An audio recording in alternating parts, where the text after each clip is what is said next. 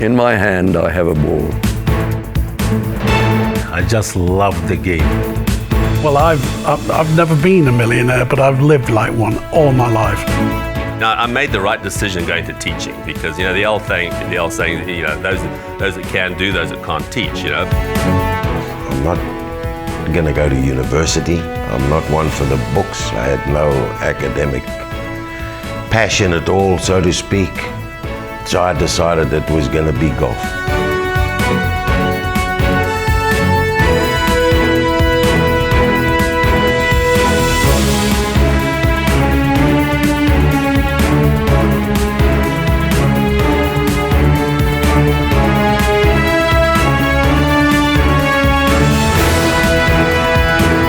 Who would you really have loved to be able to have given lessons to? Which player, if you go back and you think over the last 30, 40 years, which guy would you pick out and say, Al, I would love to have worked with him because I could have made him a better player? I get that asked a lot, and I never have a direct answer for that because, listen, I've had the good fortune to spend time with Tom Watson. Okay, Tom asked me for my help, I should say, and that was very interesting.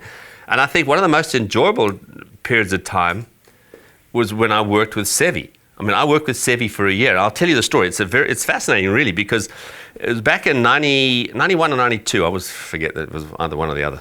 I think 91, I think it was. But anyway, I was in Japan just after the Masters, and Seve, at that point in time, you could see his game was starting to decline a little bit. But he said to me, he was over there representing Dunlop and playing the Dunlop Open, as it was, which is a tournament, part of the Asian tour.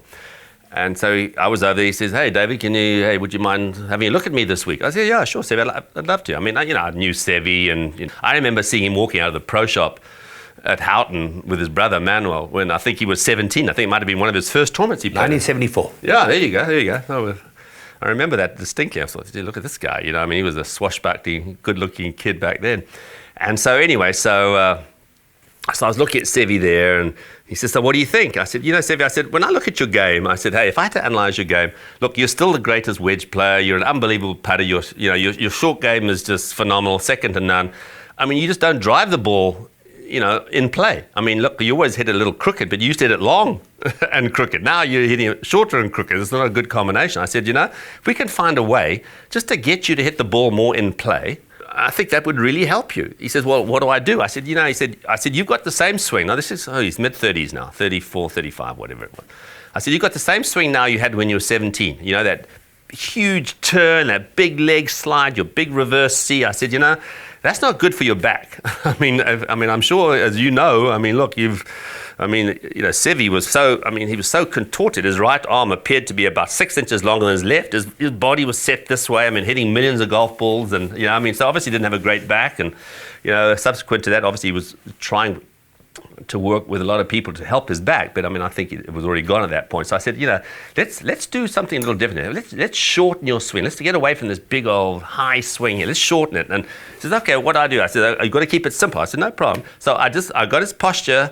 I always remember, because he always used to bend right over like this. I got his posture a little taller, and the big thing with Seve was he lost so much width in his downswing. His left arm would bend like this, and then the club would either be outside or be inside. He never hit two shots the same, And so, but in his early years, if you look back at old Masters films, he flashed it. He was long. Even with the old persimmon driver, he was long. But he'd lost that power. He'd lost the ability to create torque in his swing because of his back, So he had this long, loose swing. Everything got, So I said, come on, let's tighten things up. And I did a drill with him. I got behind him at the top of his backswing. I'd sort of push into the butt of the club. So I'd be standing behind him. I'd push like this. I'd try to push him narrow, and he'd sort of have to push me. And it was amazing. I do a lot of this with players. It's called PNF. It's called proprioceptive neuromuscular facilitation. Okay, so if you guys in South Africa can get that, I'll be astounded. Okay, basically it's like resistance. Okay, so in other words, I'm pushing him one way, he's pushing me in the other. And it creates a feel. And every time I did that, he was so wide through here, and so he lost all that big duck. And it was amazing. He finished third that week. I mean, and he started to hit this little fade off the tee there. I mean, he was hitting it. He was still hitting it 270 or something. It's not as if it was like, hitting it 240 or something. And I said, hey, this is great, and he got it nice and compact. Anyway, I think he finished second the next week at Chinichi Crowns, and he went over to Spain and he won. Okay, and then he won at Wentworth. And then he won the World Match Play all in that same year, and we worked on the same things. I mean, much to, I think Nick Faldo was a little disgruntled at the time, but because, it was like his sort of head rival, chief rival. But anyway, so it was, he was very thankful. He said, hey, listen, I'm going to practice at home over the winter, and I'm going to come out and I'm going to see you before the tour starts. And at that time, I think he was having a little issue with the tour with Dean Beeman about his, if he was a member, he wasn't a member, I can't remember. But anyway, for whatever reason, he didn't play at TPC, the Players' Championship as it's called now. And so he was at Lake Nona with me then. He came out for a week and he spent time then. We sort of, we worked with him. He just did exactly the same thing. So anyway, so he goes up to New Orleans and he finishes 10th. Now, at this time, Billy Foster was caddying for Seve, right? So anyway, so I said to Seve, hey, so I'm going to be at Augusta on Tuesday morning. He said, okay, good. Well, look forward to seeing you there. And so, I said, I'll be there Monday, excuse me. So, yeah, Monday, I saw him Monday, and he's hitting it just, I mean, amazing. He had so much control over the ball. I mean, he was hitting it actually quite long, too, with a little fade. And Billy says, I've got money on him this week. I'm telling you, he's going to win this week. I've just got that feeling. I mean, he's in it great. Anyway, so I go there Tuesday morning. And so Billy's walking over to get some golf balls. I'm walking onto the tee there, and he's shaking his head, and he's cursing. And I said, well, what's going on, Billy? He says, well, you're not going to believe it. He says, he's gone back to his old swing. I said, what are you talking about, gone back to his old swing? He says, yeah. He says, well, his brother, won't mention any names, and, was over there, came over last night, and, he hadn't seen Seve swing, basically, the year because they lived in different parts of Spain. And he says, what the heck are you doing, this short swing? You've got to get it back up here. And seriously, I looked over there and he went back in time. I mean, it was like he had this long swing going and he was hitting all over the place again. And funny, because he avoided me the whole week. I mean, it was like, well, the whole week. He was only there for 2 days. He missed the cut. So anyway, Japan, 2 weeks later, which is like a year now since I worked with him, he came up to me and he saw me and he said, hey, David, he says, I just want to tell you, he says, look, he says, I know I played well last year and I want to thank you for all the work you did, but that's too mechanical for me. I'm a natural player. And I said, oh, Seve, that's fine, no problem, man. And it was really interesting how, I mean, that was a true story, the year I spent with Seve. And he did win one time, he won once after that. He was working with Mac O'Grady, I think, and I think after he cut his hair off and put it in a box and buried it in the desert or something, some sort of cultish thing he had to do to get rid of the demons, as Simon Hobday would call it. Everybody has demons. But it was sad because you look at that guy and you think that he was a magician. I mean, that guy was just, I mean, he had whatever somebody had, an artist had, that guy had it, and it was great, just that period of time. But it shows that obviously he did so much. He was such a natural player. I mean, he grew up as a caddy with a 3-iron and hit all these little shots that he learned to play, and it was just one of those things, I guess, that blood's thicker than water, and it's funny. I mean, the power of his mind was such that he said, no, that's not the way I want to go. I want to go, go natural. What about Tiger Woods? Well, Tiger, I actually gave Tiger a lesson when he was 16 or 17. I remember I was at Bay Hill, and I'd heard of Tiger Woods. I wasn't quite like Sandy Lyle when they asked him what he thought of Tiger Woods. He said never played the course, in his early years.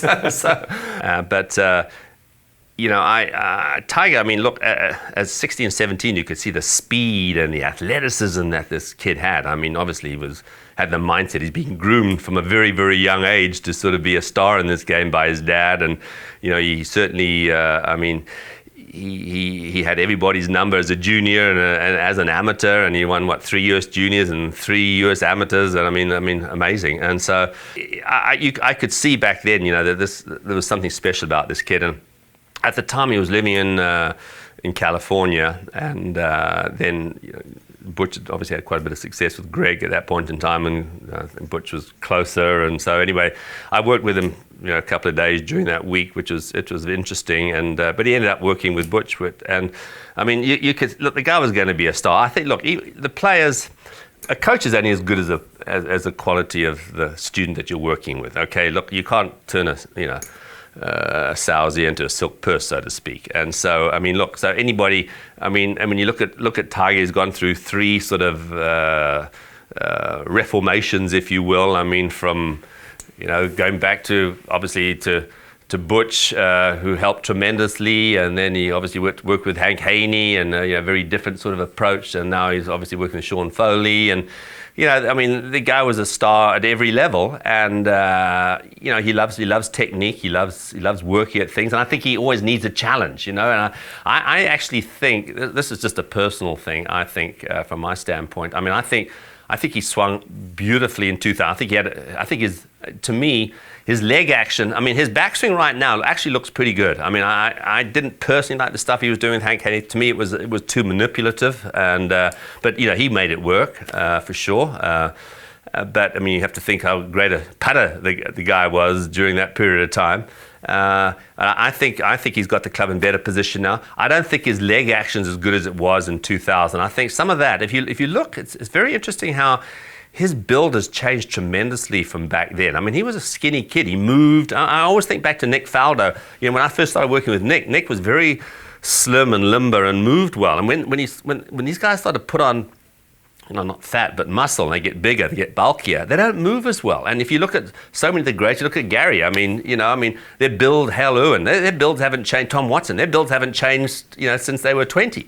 And so I think your golf swing gets used to a certain build. I don't think you can, I think, we see that with Craig Stadler, sort of losing weight and gaining weight, and figured, hey, to hell with it, I'm going to, I played my best when I was heavy, So I think that, obviously he's had some knee issues and so on, and but I think you just look at Tiger, he doesn't quite have that same. There's an aura about Tiger. It really was. You whenever he had a putt, from 15 foot, and then you think, well, there's no way he's going to miss this. He wielded it, didn't he? Yeah, he did. So there was something. I mean, look at the putt he hole on the last hole to tie Rocco Mediate, at the US Open a couple of years ago at Torrey Pines. I mean, who's going to hold that putt through all those spike marks and what have you?